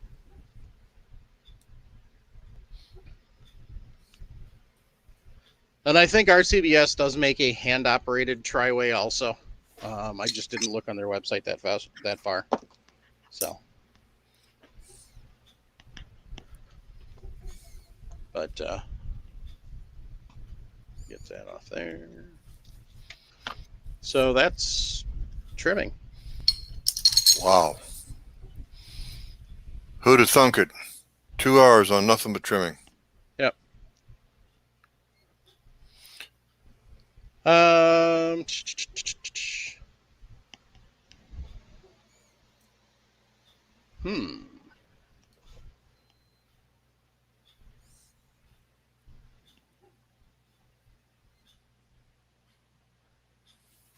Travis, that's just mean. STL Ammo Man says he can't find 150 grain Hornady full metal jacket boat tail projectiles, and Travis says he's got 1,000 of them over his shoulder. Well, here's just to make you feel better. Then I cannot find Idaho Rogers. If you're listening, I need your help. I cannot find Hornady 75 grain projectiles anywhere for 223. Nowhere. Oh, let's play a sad song for Travis. Well, if I can't find any, I can't shoot my 3-gun stuff. You can't shoot the damn thing anyway because your scope mount don't work. Well, I'm going to take care of that. But yeah, thanks. I saw that, Travis. You behave yourself. I'm hoping Idaho Rogers will find some for me, but and no, Chris, they're not in my tumbler. He hasn't checked, so he doesn't know, Chris. Yeah. That was a serious faux pas, Travis. And you know what? The thing is, we all make those kinds of mistakes.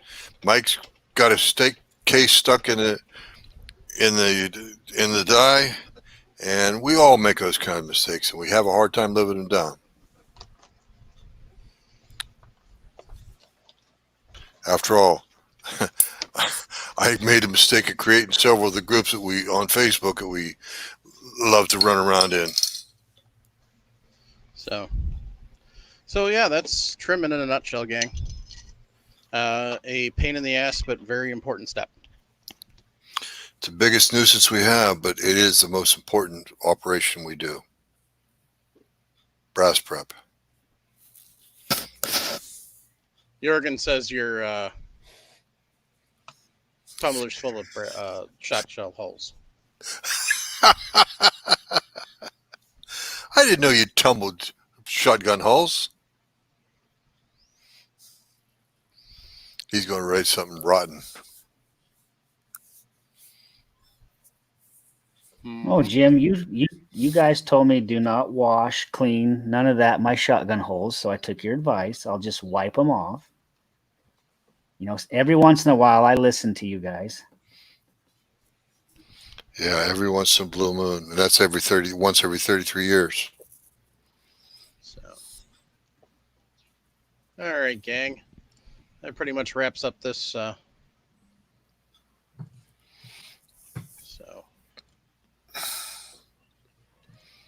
as Travis, the Canadian from Canuckistan, used to say, brass prep sucks. Brass prep sucks. Did you say Travis? He did. Trevor Furloat. I don't know. I entirely possibly could have had a mental fart and said Travis. It's entirely possible. I will not say it couldn't have happened. So, Hey, Mike, maybe we should do something for the listeners right now. what? You want to give away a Buckeye Target gong? No. What I want to do, we're talking about trimming brass and stuff. Oh, so okay, everybody, Travis's address is, and then you can send all your brass to him. Well, you're not getting it back, but yeah, send it to me.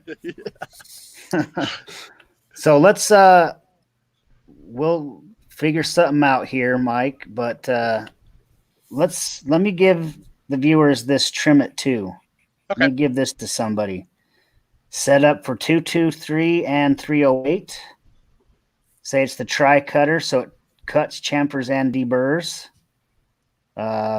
Maybe where should they watch for how to get this, Mike? Facebook, Instagram, what do you want to do? Oh, Putting you on the spot. I'm thinking either Instagram or MeWe, because trying to get more traffic over to those two. What we're trying to really do, even though the Facebook group is exploding in population, we're trying to actually get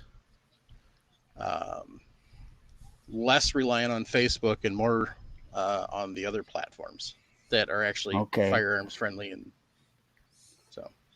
so let's everyone who wants to be entered, go over to MeWe or Instagram and put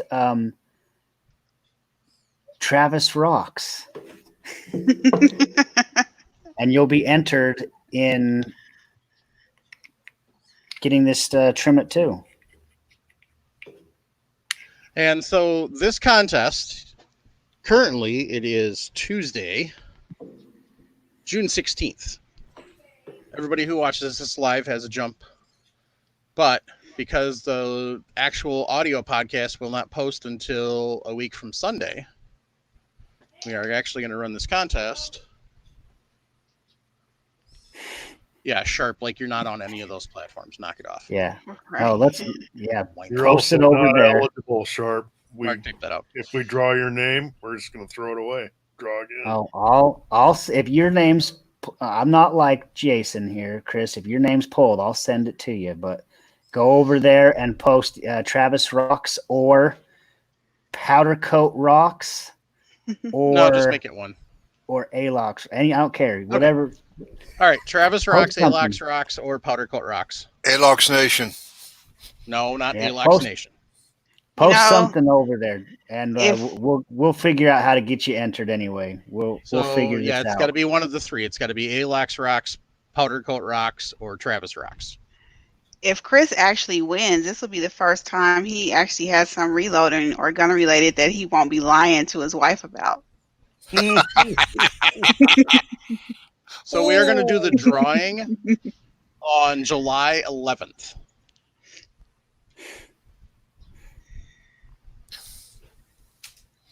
Here's Travis, the other do you have a thing. 3-gun that day? Tell me again. I wasn't listening. Do you have a 3-gun contest that day When? on July 11th? probably. Okay. But So- I not at that night. I'll be home that night. Right. So the contest will actually, the drawings will, the last you can enter is July 10th at midnight Eastern. So that would be 10 Pacific. And sorry for all you guys in Australia and around the world, you're going to have to figure out your own time zones. But so July 10th, midnight Eastern daylight time is when the drawing will end. And then we will draw July 11th at a time to be determined. Because it will depend on what Travis's schedule is and what my schedule is and when we can get together and draw. Yeah, like I said, this honestly, guys, this is my. If I had to pick another cutter to put in a drill, this is the one that I would go with. Like I said, it is set up for 223 and 308. So if you guys aren't set up for that, please don't even enter. Let someone who can honestly use this. Let them win it. But anyone who is set up, please enter and let me send this to you guys. And whoever wins, give some feedback on what you think of this. What are you laughing at? Trumbo. Travis, Strummo's new you shut hashtag. up, Jim. You be quiet. I see it now. You be quiet. Travis lives in The his only- mom's basement.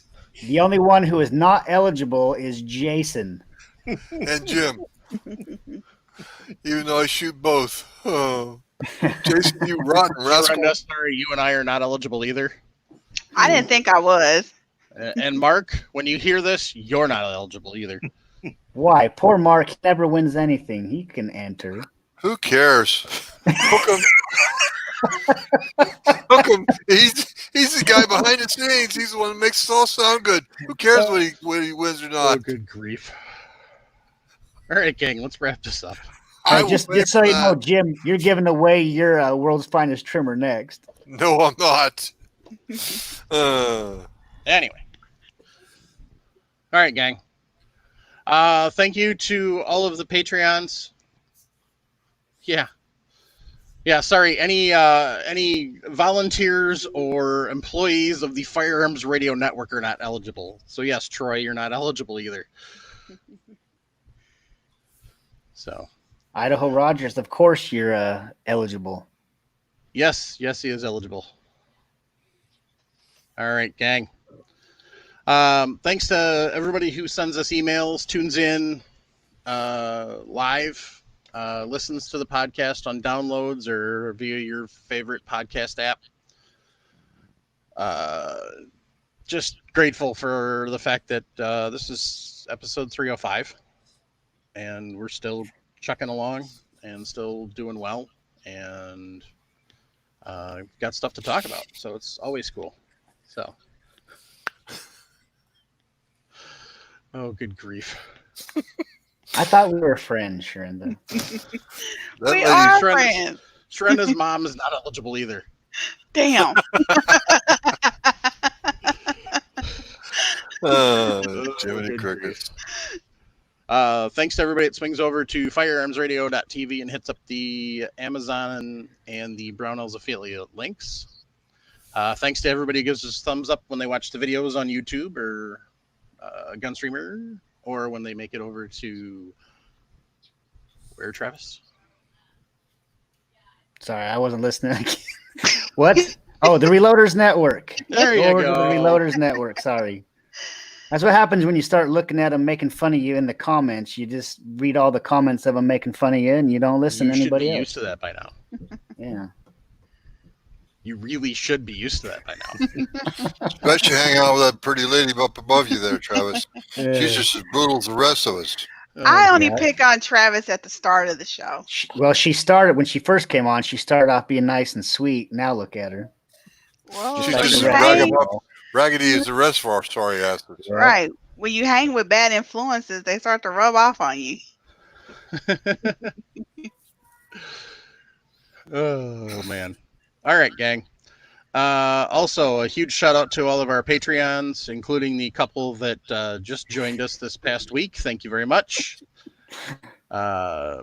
Just appreciate all the support we get, whether it's Patreons or everybody tuning in to the show, listening to the downloads, everybody that sends us emails, texts.